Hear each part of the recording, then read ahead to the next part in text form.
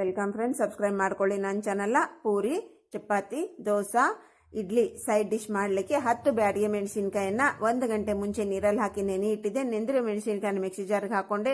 ಸ್ವಲ್ಪ ಧನಿಯಾ, ಸ್ವಲ್ಪ ಜೀರಿಗೆ, 3 ಬೆಳ್ಳುಳ್ಳಿ, ರುಚಿಗನುಸಾರ ಉಪ್ಪು, ಹುಣಸೆ ಹಣ್ಣು, ಸ್ವಲ್ಪ ನೀರು, ಕೊತ್ತಂಬರಿ ಸ್ವಲ್ಪ ಹಾಕೊಂಡು ನುಣ್ಣಗೆ ರುಬ್ಕೊಂಡ್ಬಂದೆ. ಈ ಕಡೆ ಗ್ಯಾಸ್ ಹಚ್ಚಿಬಿಟ್ಟು ಒಂದು ಪಾತ್ರೆಯನ್ನು ಇಟ್ಕೊಂಡು ಸ್ವಲ್ಪ ಎಣ್ಣೆ, ಜೀರಿಗೆ, ಕರಿಬೇವನ್ನು ಹಾಕೊಂಡು ಫ್ರೈ ಮಾಡಿಕೊಂಡು ಕಟ್ ಮಾಡ್ಕೊಂಡಿರುವಂಥ ಈರುಳ್ಳಿಯನ್ನು ಹಾಕೊಂಡು ನೀಟಾಗಿ ಗೋಲ್ಡನ್ ಬರುವಾಗೆ ಫ್ರೈ ಮಾಡಿಕೊಂಡೆ.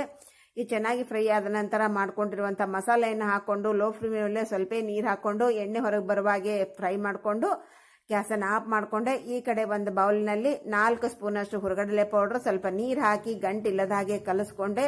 ಈ ಕಲಿಸ್ಕೊಂಡಿರುವಂಥ ಮಿಶ್ರಣವನ್ನು ನಮ್ಮ ಕಂಪ್ಲೀಟ್ ಆಗಿ ಮಸಾಲೆ ತಣ್ಣಗಾಗಿರಬೇಕು, ಅದರಲ್ಲಿ ಹಾಕಬೇಕು. ಇದನ್ನು ಕುದಿಸ್ಲಿಕ್ಕೆ ಹೋಗಬಾರ್ದು. ಮಿಕ್ಸ್ ಮಾಡಿ ನಿಮ್ಮ ಇಷ್ಟದ ಅನುಸಾರ ನೀರು ಹಾಕಿ, ಗಟ್ಟಿ ನೀರು ನಿಮ್ಮ ಇಷ್ಟ, ಕೊತ್ತಂಬರಿ ಹಾಕಿ ಮಿಕ್ಸ್ ಮಾಡಿಬಿಟ್ರೆ ನಮ್ಮ ಸೈಡ್ ಡಿಶ್ ರೆಡಿ.